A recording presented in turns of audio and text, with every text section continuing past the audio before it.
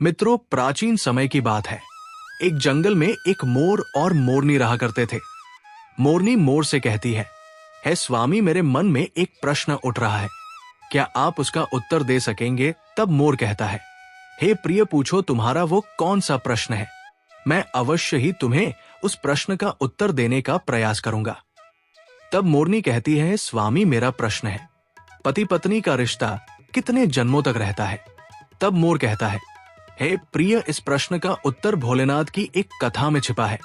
तुम इस कथा को पूरा सुनो, इससे तुम्हें पता चल जाएगा कि पति पत्नी का रिश्ता कितने जन्मों तक रहता है। तब मोरनी कहती है, हे स्वामी, कृपया आप इस कथा को सुनाइए। मैं इस कथा को पूरे मन से सुनूंगी। तब मोर कहता है, प्रिय, एक बार की बात है। माता लक्ष्मी भगवान विष्णु से कहती है, प्रभु, कई दिन हो गए, आज ऐसा मन कर रहा है कि कुछ ज्ञान की बातें सुनने को मिले। तो भगवान विष्णु कहते हैं, बताओ किस प्रकार के ज्ञान की चर्चा की जाए। फिर माता लक्ष्मी कहती है, हे प्रभु, मैंने देखा है कि पृथ्वी लोक पर कुछ स्त्री पुरुष बड़े ही प्रेम से जीवन जीते हैं। प्रभु, मैं ये जानना चाहती हूँ कि आने वाले जन्म में क्या फिर वो जोड़ी पति पत्नी के रूप में मिलती है या नहीं, और साथ ही कुछ चर्चा भाग्य को लेकर भी चाहती हूँ कि जो भाग्य में नहीं होता, क्या वह इंसान को प्राप्त हो सकता है। भगवान विष्णु कहते हैं, हे लक्ष्मी, मैं तुम्हारे मन की बात ठीक से समझ चुका हूं। अब मैं तुम्हें एक छोटी सी कहानी सुनाता हूं। इस कहानी को बड़े ही मन से सुनना, क्योंकि इस कहानी को सुनने से तुम्हें दो ज्ञान की बातें प्राप्त होंगी। पहली, स्त्री पुरुष के रिश्ते कितने जन्मों तक रहते हैं। दूसरा, भाग्य में जो नहीं होता वो कभी नहीं मिलता। भगवान विष्णु कहते हैं, हे लक्ष्मी, एक लड़की थी जो पूरी तरह से चरित्रवान थी, जिसकी शादी एक चरित्रवान लड़के के साथ हुई थी। दोनों ही जीवन का आनंद सुख वैभव के साथ ले रहे थे। धन की कोई कमी नहीं थी, कमी थी तो एक संतान की थी, जिसको लेकर की लड़की चिंताग्रस्त रहती थी। समय धीरे धीरे गुजरता गया। एक दिन लड़की की तबीयत अचानक बहुत खराब हो गई। फिर वो लड़के से बोली, प्रीतम, मैंने आपको बहुत प्यार किया है, मैंने आपकी बहुत सेवा की है, भजन पूजा भी की है, मगर मैं आपकी एक खुशी पूरी नहीं कर पाई। वह संतान को जन्म देने की खुशी मुझे आभास हो रहा है कि मेरा जीवन कुछ पलों में ही समाप्त होने वाला है। मलाल मत करना, मेरे ना रहने के बाद मेरी यादों में जीवन जीना मैं आपको वचन देती हूँ। अगले जन्म में फिर आपकी पत्नी बनूंगी, तब मैं आपकी संतान की इच्छा अवश्य पूरी करूंगी। और फिर इतना कह करके फिर उस लड़की की मृत्यु हो जाती है। मोर कहता है, प्रिय, फिर आगे भगवान विष्णु कहते हैं, समय आने पर एक दिन लड़का भी मर जाता है। फिर वो लड़का एक ऐसे सेठ के यहाँ जन्म लेता है जिसकी 7 सेठानियां थी, और सबके बीच में वो अकेला ही पुत्र था। उधर वो लड़की भी एक ऐसे सेठ के यहाँ जन्म लेती है, उसकी भी 7 सेठानियां थी, और सबके बीच में केवल एक ही पुत्री थी। मोर कहता है, प्रिय, भगवान विष्णु आगे कहते हैं, जिस सेठ के पुत्र था, उस सेठ के पास में एक बहुत ही अक्लमंद और वफादार तोता था। सेठ उससे बहुत सारे मामलों में सलाह लिया करता था, और उसकी सलाह वो मानता भी था। बड़ी बड़ी मुश्किल समस्याओं में सेठ तोता की सलाह अवश्य लेता था। मोर कहता है, हे प्रिय, भगवान विष्णु माता लक्ष्मी को आगे बताते हुए कहते हैं, अब एक दिन सेठ ने उस तोते को बुलाया और तोते से कहा, हे तोते, मैं तुम्हें एक बहुत बड़ी जिम्मेदारी सौंपूं जो तुम्हें पूरी करनी है। तो तोता ने कहा, बोलो महाराज, मैं आपके लिए कुछ भी कर सकता हूं। तो सेठ ने कहा, है तोते, तुम तो जानते हो कि मेरा एक ही बेटा है और मैं अपने बेटे के लिए जैसी बहू चाहता हूं, तुम्हें ढूंढ करके वैसी ही बहू लानी है। और फिर सेठ ने उस तोते को अपने मन की सारी बात बता दी कि वो बहू कैसी चाहता है। फिर सेठ की बात को सुनकर के वो तोता राजी हो गया, और फिर तोता ने सेठ से कहा, महाराज, आप जैसी भी लड़की चाहते हैं, आपकी जैसी भी पसंद हो, आप एक पर्ची पर लिख करके और मेरे पैर में वो पर्चा बांध दो, और फिर आगे का काम आप मेरे ऊपर छोड़ दो। मैं वैसी लड़की तलाश करके लाऊंगा जैसी लड़की आप चाहते हैं। मोर कहता है, प्रिय भगवान विष्णु आगे कहते हैं। फिर तोते की बात को सुन करके सेठ ने एक पर्ची पर अपनी पसंद की लड़की के बारे में लिख दिया कि वो कैसी लड़की चाहता है, और उस पर्चे को तोते के पैर में बांध दिया। अब तोता एक पड़ोसी गांव में पहुंचा जहां बहुत भारी बारिश हो रही थी, तो उसको एक जंगल में शरण लेनी पड़ी। उसको एक पुराना खोखला पेड़ मिल गया जहां उसको लगा कि वो जगह उसके आराम के लिए बहुत ही ठीक रहेगी।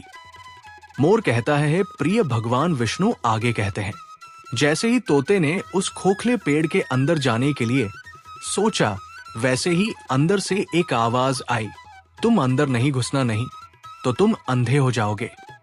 फिर तोता ऐसी डरावनी बात सुनकर के उस खोखले पेड़ के अंदर नहीं घुसा और पेड़ की जड़ के पास में एक टहनी उग रही थी, उस पर जाकर के बैठ गया और बारिश खत्म होने का इंतजार करने लगा।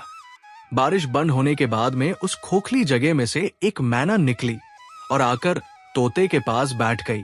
फिर दोनों बहुत देर तक बातें करते रहे। इस बीच तोते ने मैना को सारी बात बताई कि वो कहां जा रहा है। फिर तोते की बात सुनकर के वो मैना कहने लगी, आज की हमारी मुलाकात बहुत ही अच्छी रही। और फिर वो मैना तोते से आगे कहती है कि आप अपने मालिक के प्रति जितने वफादार हैं, मैं भी अपने मालिक के प्रति उतनी ही वफादार हूं। आप अपने सेठ के बेटे के लिए एक ऐसी लड़की की तलाश कर रहे हैं जो उसके अंदर सभी गुण हो, तो मैं भी अपने सेठ की बेटी यानी लड़की के लिए ऐसे लड़के की तलाश में निकली हूं जिसके अंदर सारे गुण हो। मोर कहता है, हे प्रिय भगवान विष्णु कहानी को आगे बताते हुए कहते हैं, हे लक्ष्मी। फिर वो तोता कहने लगा कि हमारे सेठ का कहना है कि हम ऐसे घर की लड़की लेकर आएंगे जिस सेठ की 7 सेठानियां होनी चाहिए, क्योंकि हमारे सेठ की भी 7 सेठानियां है। तो मैना कहने लगी, अब तो बात बन ही जाएगी, क्योंकि तुम्हारे सेठ की भी 7 सेठानियां हैं और हमारे सेठ की भी 7 सेठानियां हैं। तुम्हारे सेठ के केवल एक लड़का है और हमारे सेठ के केवल एक लड़की है। तुम्हारे सेठ का लड़का भी सर्वगुण संपन्न है और हमारे सेठ की लड़की भी सर्वगुण संपन्न है। मोर कहता है, प्रिय भगवान विष्णु आगे कहते हैं। इस प्रकार तोता ने मैना को लड़के की सारी पसंद बताई और उधर मैना ने तोता को लड़की की सारी पसंद बताई। फिर तो वो तोता और मैना लड़की के गांव में आ गए, क्योंकि तोता मन में सोच रहा था कि मेरे मालिक का सपना पूरा हो जाएगा, उनकी ख्वाहिश पूरी हो जाएगी। वो जैसी लड़की चाह रहे हैं वैसी ही लड़की आज मुझे मिल गई है। मोर कहता है, हे प्रिय भगवान विष्णु कहानी आगे बताते हैं। इस प्रकार जब तोता और मैना उड़ते हुए लड़की के महल में पहुंचे, तो महल के एक नौकर ने उनको देख लिया। तो उन्होंने सेठ को जाकर बताया कि महाराज, आपने मैना को जिस कार्य के लिए भेजा है, उसने आपके साथ में बहुत बड़ा विश्वासघात किया है। वो लड़के की तलाश में कहीं पर नहीं गई, वो तो एक तोते के साथ घूम रही। मैंने तोते के साथ घूमता हुआ अपनी आंखों से देखा है और आपकी बात तो पूरी तरह से भूल गई है। आपकी आज्ञा का उसने उल्लंघन किया है। मोर कहता है, प्रिय भगवान विष्णु आगे कहते हैं। इस प्रकार सेठ को क्रोध आ जाता है और वो तोता और मैना को दोनों को मारने का हुक्म देता है। मोर कहता है, प्रिय भगवान विष्णु आगे कहते हैं।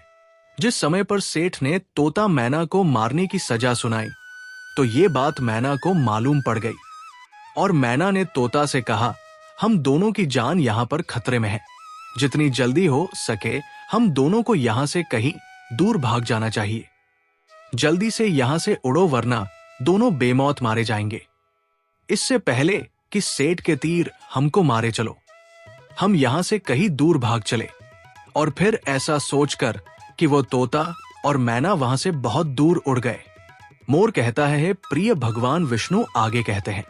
सेठ के नौकर उनको मारने गए तो बहुत तक ढूंढने पर भी उनको ना पा सके और फिर अपने आप को ये तसल्ली देते हुए वापस आ गए कि लगता है तोता मैना को शाही हुक्म का पता चल गया, इसलिए वे किसी सुरक्षित जगह पर चले गए। अब तोता और मैना ने कुछ दिन तक इंतजार किया ताकि लोग उस बात को भूल जाएं। फिर उसके बाद में वे वापस महल आए और आकर के तोता सेठ के दाएं घुटने पर और मैना सेठ के बाएं घुटने पर आकर के बैठ गई। फिर तोता मैना ने सेठ से पूछा, आप हमको क्यों मारना चाह रहे थे? हम तो आपके वफादार हैं। आपके महल के नौकर हमसे जलते हैं, इसीलिए उन्होंने आपसे हमारी बुराई की। हम दोनों, तोता और मैना, बड़ी शान वाले उन सेठों के नौकर हैं जो अक्लमंद भी है और अमीर भी है। हमने आपके साथ में हमेशा वफादारी की है। मोर कहता है, हे प्रिय भगवान विष्णु कहानी को आगे बताते हुए कहते हैं, अब तोता और मैना अपने मन की बात बताते हैं और कहते हैं कि दोनों सेठों के यहाँ पर 7 सेठानियां हैं। उनमें से एक के केवल एक बेटा है और दूसरे सेठ की केवल एक बेटी है। इन दोनों सेठों ने हालांकि एक दूसरे को कभी देखा नहीं है, पर ये दोनों अपने बच्चों की एक दूसरे के बच्चों से शादी करना चाहते हैं। एक सेठ को ऐसी बहू चाहिए जैसी दूसरे सेठ की बेटी है और दूसरे सेठ को वैसा ही दामाद चाहिए जैसा कि दूसरे सेठ का बेटा है। महाराज देखिए, हम दोनों उन्हीं दोनों सेठों के नौकर हैं। भगवान की कृपा से हम लोग आपके गांव के बाहर एक जंगल में मिले और अब ये अच्छी खबर लेकर के हम आपके पास आए हैं। मोर कहता है, हे प्रिय, इस प्रकार तोता और मैना ने अपने मन की बात सेठ से कह करके सेठ को खुश कर दिया और फिर तोता ने सेठ की तरफ अपना पैर बढ़ा दिया जिसमें एक पर्चा बना हुआ था और जिसमें लड़के की पसंद लिखी हुई थी। फिर तो सेठ ने वो पर्चा पढ़ा तो बहुत ही खुश हुआ। पहले तो उसे उन तोता मैना पर विश्वास नहीं हुआ, फिर दोनों के पर्चा साथ देख करके को तोता मैना पर विश्वास हो गया। मोर कहता है, प्रिय भगवान विष्णु आगे कहते हैं, फिर सेठ ने तोते के पैर से लड़के की शाही तस्वीर निकाली और अपनी सेठानियों के पास में भेज दी और कहा, ये तस्वीर देख करके बताएं कि लड़की के लिए ये लड़के कैसा है। क्या सभी सेठानियां लड़के को पसंद करती है या नहीं? मोर कहता है, प्रिय भगवान विष्णु आगे माता लक्ष्मी को कहानी सुनाते हुए कहते हैं, कुछ दिन बीत गए पर तस्वीर वापस नहीं आई। लड़की को वो तस्वीर बहुत ही पसंद आई और फिर वो लड़की उस लड़के की तस्वीर को अपने हाथ में ही लिए रखती थी। खैर, कुछ दिनों के बाद में सेठानियों की तरफ से जवाब आया कि लड़के सबको पसंद आए, अब उसकी शादी जल्दी ही हो जानी चाहिए क्योंकि लड़की तो लड़के को देखे बिना जी नहीं पा रही है। मोर कहता है, प्रिय भगवान विष्णु आगे कहते हैं, जैसे ही ये जवाब सेठ के पास पहुंचा तो सेठ ने तोते को ये कह करके वापस भेज दिया कि वो अपने मालिक से जाकर कहे कि लड़के की मनपसंद लड़की मिल गई है, वो 4 महीने के अंदर अंदर शादी के लिए हमारे पास आ जाए। मोर कहता है, हे प्रिय भगवान विष्णु की कहानी बताते हुए कहते हैं, फिर तोते ने आदर के साथ में झुक करके सेठ को प्रणाम किया और अपने गांव उड़ गया। फिर अपने गांव पहुंच करके तोते ने सेठ को अपनी यात्रा की सफलता के बारे में बताया तो सेठ ये सुनकर बहुत ही खुश हुआ कि वह जैसी बहू चाहता था उसे वैसी ही लड़की अपने बेटे के लिए मिल गई। और फिर सेठ ने तुरंत ही इस शानदार मौके को शानदार तरीके से मनाने का हुक्म दे दिया। मोर कहता है, प्रिय भगवान विष्णु आगे कहते हैं, लड़के के लिए सेठ ने सबसे कीमती और बढ़िया कपड़े बनवाए। घोड़ों के लिए बहुत शानदार जीन बनवाई गई, सिपाहियों के लिए भी नई और बढ़िया वेशभूषा बनवाई गई। बहुत सारे तरह की भेंट जैसे अनमोल हीरे जवाहरात, बढ़िया कपड़े, मुश्किल से मिलने वाले फल, कीमती मसाले और बढ़िया किस्म के इत्र आदि इकट्ठा किए गए। हर चीज को याद करके सेठ ने इकट्ठा किया। मोर कहता है, हे प्रिय भगवान विष्णु आगे कहते हैं, महीने जल्दी ही गुजर गए। इतनी तैयारियों में समय कब निकल गया पता ही नहीं चला। पर अफसोस, शादी की कुछ दिन पहले ही लड़के का पिता बीमार पड़ गया और वो मर गया। अब परिवार वालों के लिए ये एक बहुत ही बड़ा धोखा था। लड़के को अपना जाना टालना पड़ा क्योंकि ऐसे समय पर शादी के लिए लड़के का जाना अपने पिता का अपमान करना दिखाता था। फिर जैसे ही लड़के के पिता की मौत का अफसोस का समय बीता, फिर लड़का तोते के साथ में लड़की के साथ में शादी करने के लिए निकल पड़ा। उधर लड़की का गांव कोई ज्यादा दूर नहीं था, इसलिए लड़का तोते के साथ में बहुत ही जल्दी पहुंच गया और फिर लड़के ने अपने डेरे लड़की के महल के पास वाले बगीचे में डाल दिए। मोर कहता है, हे प्रिय भगवान विष्णु आगे कहते हैं, अगर लड़के उस बगीचे में ना घुसा हो तो अच्छा होता, क्योंकि वहां उसका तोता मर गया। उस बगीचे के मालिक ने उस तोते को मार दिया, क्योंकि वह तोता एक जामुन पर बैठ करके जामुन को तोड़ रहा था और लड़के की तरफ उस जामुन को फेंक रहा था। ये बात मालिक को रास नहीं आई और तोते पर क्रोध किया और उसने तोते को मार दिया। मोर कहता है, प्रिय भगवान विष्णु कहानी को आगे बढ़ते हुए कहते हैं, जैसे ही लड़के के ऊपर ये मुसीबत आई, उसके कुछ देर के बाद ही उसने सुना कि लड़की के पिता ने अपनी बेटी की शादी उसके साथ करने से इनकार कर दिया, क्योंकि उसका पिता मर गया था। अब बगीचे में डेरा डालने के कुछ दिन बाद ही लड़की बाहर सैर करने के लिए अपनी पालकी में जा रही थी, तो इत्तेफाक से उसी रास्ते से गुजरी जिस रास्ते पर वो बगीचा था। उसने बगीचे पर नजर डाली तो वहां लड़के को देखा। फिर लड़की उस लड़के को पहचान गई, क्योंकि उसकी तस्वीर अभी भी उसके पास में थी। मोर कहता है, प्रिय भगवान विष्णु आगे कहते हैं, उसने उस समय तो कुछ नहीं कहा और अपनी पालकी ढोने वाले कहारों को वापस महल चलने के लिए कहा, क्योंकि लड़की को अपना प्रेमी मिल गया था। उसी समय से उसको सब कुछ बहुत अच्छा लगने लगा। शाम को खाने के समय लड़की ने अपने खाने में से आधा खाना खाया और बचा हुआ आधा खाना लड़के की तस्वीर के साथ में लड़के को भेज दिया। उसने अपनी नौकरानी से कहा कि वो लड़के से कहें कि वो उस खाने को खा ले, और अगर वो ना खाए तो उसमें अपनी उंगली गुस्सा दे। मोर कहता है, हे प्रिय भगवान विष्णु माता लक्ष्मी को आगे कथा बताते हुए कहते हैं, नौकरानी ने वैसा ही किया। लड़के ने खाना नहीं खाया तो नौकरानी ने उसको खाने की प्लेट में उंगली घुसाने के लिए कहा।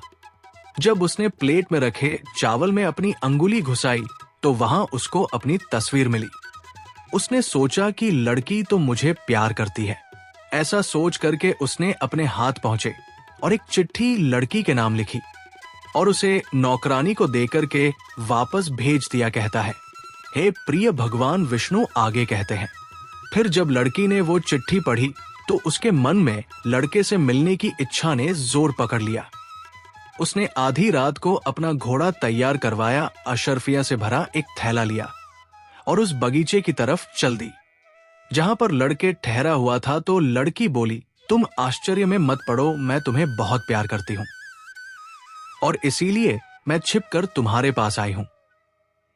मेरे पिता तुमसे मेरी शादी की इजाजत नहीं देंगे। चलो अपना घोड़ा तैयार कर लो और मुझे अपने साथ अपने गांव ले चलो, जहां हमारा कोई कुछ नहीं बिगाड़ सकेगा। मोर कहता है, प्रिय भगवान विष्णु आगे कहते हैं, फिर वो लड़के और लड़की दोनों ही घोड़ों पर सवार होकर के गांव से बाहर की तरफ चल दिए और वो एक ऐसे स्थान पर पहुंच गए जहां पर उनकी जान बहुत बड़े खतरे में पड़ गई।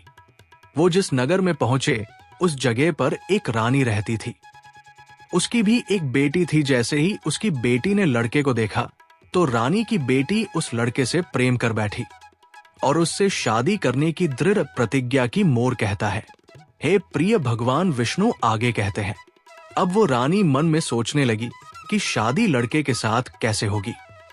फिर उसने एक तरकीब सोची। फिर वो रानी की लड़की अपने मन में विचार करने लगी, आखिरकार मेरी शादी इस लड़के के साथ कैसे होगी। फिर उसने एक तरकीब सोची और अपनी माँ रानी से लड़के और लड़की को अपने घर खाने के लिए बुलाने के लिए कहा और फिर अपनी बेटी की बात को मान करके उस रानी ने लड़के और लड़की को अपने घर खाने के लिए बुलाया। मोर कहता है, हे प्रिय भगवान विष्णु आगे कहते हैं, फिर जब लड़के और लड़की उस रानी के घर पर खाना खाने के लिए गए तो लड़के को एक कमरे में बुला करके उस रानी ने उसके गले में एक रस्सी का फंदा डाला। फंदा डालते ही वो लड़का जो था एक भैंसे के रूप में बदल गया और फिर पीछे वाले दरवाजे से रानी ने उस भैंसे को घर से बाहर एक सुरक्षित स्थान पर ले जाकर बांध दिया और उसके साथ में ही अपनी बेटी को भी भेज दिया। अब लड़की खाना खाने के बाद में अपने लड़के को ढूंढने लगी, मगर वो भैंसा बन चुका था। वो उसे कैसे मिलता, इधर सारा दिन वो भैंसा रानी की बेटी के पीछे पीछे घूमता रहता। वो रानी की बेटी जहां भी जाती तो भैंसा उसके पीछे जाता कहता है, हे प्रिय भगवान विष्णु आगे कहते हैं। वो रानी की बेटी रात को भैंसे के गले से वो रस्सी का फंदा निकाल देती थी, जिससे वो लड़का बन जाता था और भैंसे का रूप खत्म हो जाता था। और जैसे ही सुबह होती थी वैसे ही वो रस्सी का फंदा फिर लड़के के गले में डाल करके उसे भैंसा बना देती थी और दिन भर उसे बाहर घुमाती। उधर लड़की को लड़के से बिना मिले कई दिन हो गए थे। लड़की पागलों की तरह अपने पति को ढूंढ रही थी। वो बहुत ही दुखी थी। उसको पता ही नहीं था कि अब वो करे तो क्या करे। आखिरकार लड़का उसको छोड़कर कहां चला गया। कभी लड़की मन में सोचती लगता है, लड़के ने मुझे धोखा दे दिया। कभी सोचती कि मुझे धोखा नहीं दे सकता है, वो मुझे बहुत प्यार करता है, मैं भी उससे बहुत प्यार करती हूं। कहीं ऐसा तो नहीं किसी ने उसका कत्ल कर दिया हो। मोर कहता है, प्रिय भगवान विष्णु आगे माता लक्ष्मी से कहते हैं। फिर उस लड़की ने एक आदमी का रूप रखा और उस गांव के सेठ के पास गई और उससे अपने मन की बात कही। उधर सेठ लड़की की शक्ल और सूरत और बोलने के ढंग से बहुत ही प्रभावित हुआ। फिर सेठ ने अपने दरबार में उस लड़की को कोतवाल के पद पर नियुक्त कर दिया। मोर कहता है, हे प्रिय भगवान विष्णु आगे कहते हैं। जब लड़की कोतवाल बन जाती है, क्योंकि कोतवाल बहुत सारे घरों में उसका आना जाना होता है, इसलिए उसे बहुत सारे घरों के भेद मालूम होते हैं। इस प्रकार लड़की कोतवाल बन करके सेठ के यहाँ पर काम करने लगी। समय धीरे धीरे बीतता गया। कई साल गुजर गए। फिर एक दिन सेठ की मृत्यु हो जाती है। उधर सभी नगरवासी उस कोतवाल को सेठ बना देते हैं, क्योंकि उस कोतवाल लड़की का व्यवहार जनता के प्रति बहुत ही अच्छा था। मोर कहता है, हे प्रिय भगवान विष्णु आगे कहते हैं। फिर एक दिन उसी नगर से एक व्यक्ति एक भैंसा बेचने के लिए उस सेठ रूपी लड़की के पास आया। तो सेठ रूपी लड़की ने उस व्यक्ति का भैंसा खरीद लिया। वो भैंसा बहुत ही काम का था। वो किसी भी खोई हुई चीज को सूंघ करके बता देता था। मोर कहता है, हे प्रिय भगवान विष्णु कथा आगे सुनाते हैं और कहते हैं, अब एक दिन अचानक वो भैंसा कहीं गुम हो गया। फिर तो सेठ ने उस नगर में सूचना भिजवा दी कि इस नगर में जितने भी भैंसे हो सबको यहाँ पर इकट्ठा किया जाए। उधर ये सूचना उस रानी के पास भी पहुंची। अब सभी नगर के भैंसे सेठ के सामने एकत्रित हुए, मगर उस रानी ने अपना भैंसा, जो कि एक लड़का था, उस सेठ के दरबार में नहीं भेजा। फिर जब सैनिकों ने सेठ रूपी लड़की को रानी के द्वारा अपना भैंसा ना भेजे जाने की बात बताई, तो सेठ रूपी लड़की एकदम से भड़क गई और उसने रानी से उस भैंसे को जबरदस्ती बुलवाया। उधर जैसे ही सैनिकों ने उस भैंसे के गले में पड़ी हुई रस्सी को जोर से खींचा, वैसे ही वो रस्सी उस भैंसे की गर्दन से निकल गई और रस्सी गर्दन से निकलते ही वो भैंसा जो था एक लड़के के रूप में परिवर्तित हो गया। फिर तो उस लड़की रूपी सेठ का सपना साकार हो गया और वो एकदम से उस लड़के के गले लग गई और उस रानी बुढ़िया को उस सेठ रूपी लड़की ने पकड़वा करके बंधवा दिया।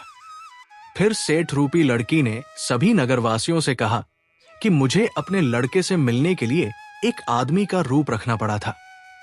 मैं एक औरत हूं, इसलिए आज से आप सभी हमारे लड़के को अपना सेठ और हमें अपनी रानी समझो। मोर कहता है, हे प्रिय भगवान विष्णु आगे कहते हैं।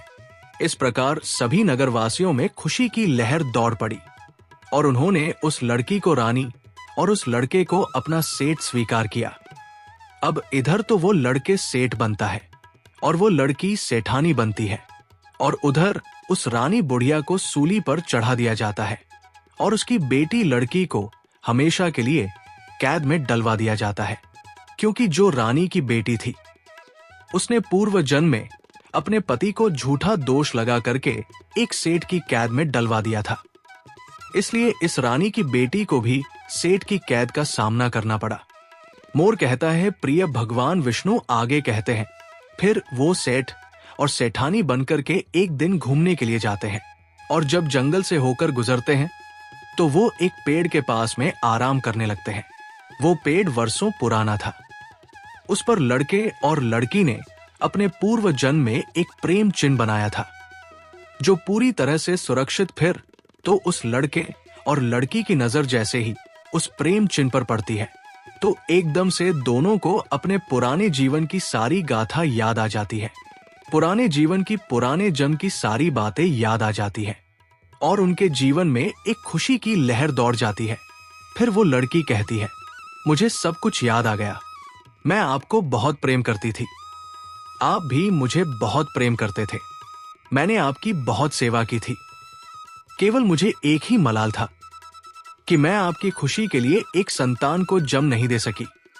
लेकिन इस जन्म में फिर हम दोनों आकर के मिले हैं और पति पत्नी के रूप में मिले हैं, क्योंकि ये हमारा सच्चा प्रेम था।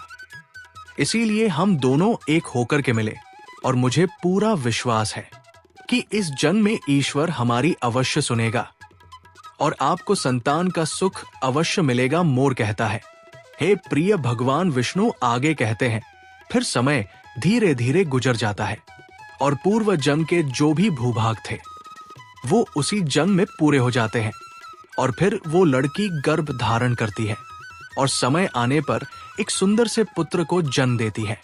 इस प्रकार एक पत्नी अगले जन्म में आकर के अपने पति को भी प्राप्त करती है और पति की खुशी के लिए एक पुत्र रत्न को भी जन्म देती है। मोर कहता है, प्रिय भगवान विष्णु माता लक्ष्मी से कहते हैं, इस कथा से ज्ञान की बात ये प्राप्त हुई कि यदि स्त्री पुरुष आपस में सच्चा प्रेम करते हैं और आपस में तनिक भी विरोधाभास नहीं होता, ऐसे पति पत्नी का रिश्ता जन्म जन्मांतर का होता है। वही अगर स्त्री पुरुष को धोखा देती है तो उसे भी धोखा मिलता है और यदि पुरुष स्त्री को धोखा देता है तो पुरुष को भी धोखा मिलता है। इसलिए पति पत्नी का रिश्ता अटूट विश्वास का होता है। इसलिए एक दूसरे के साथ विश्वास बनाए रखना चाहिए और जो स्त्री पुरुष विश्वास की डोर मजबूत रखते हैं वो हर जन्मों में पति पत्नी के रूप में मिलते हैं और उनकी पूर्व जन्म की शेष रही इच्छा भी भाग्य की देवी पूरी करती है। जिस प्रकार लड़की को अपने अगले जन्म में वही लड़के पति के रूप में मिला और उसकी शेष रही इच्छा जो संतान की प्राप्ति की थी, फिर उसे अगले जन्म में संतान का सुख भी मिला। मोर कहता है, प्रिय भगवान विष्णु आगे माता लक्ष्मी से कहते हैं, अब इस कहानी से दूसरे ज्ञान की बात ये प्राप्त हुई कि भाग्य में जो नहीं होता वो कभी नहीं मिलता, क्योंकि रानी की बेटी का चरित्र ठीक नहीं था। वो अपनी जादुई शक्ति के बल पर लड़के को हासिल करना चाहती थी, जो कि लड़के उसके भाग्य में नहीं था।